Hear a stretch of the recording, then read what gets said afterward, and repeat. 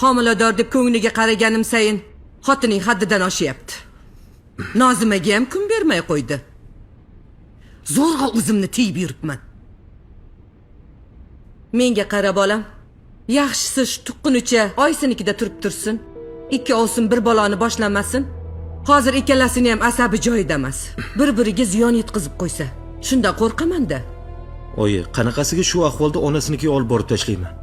Qaynonam homilador xotiniga qarashdan qochibdi-ku demaydimi?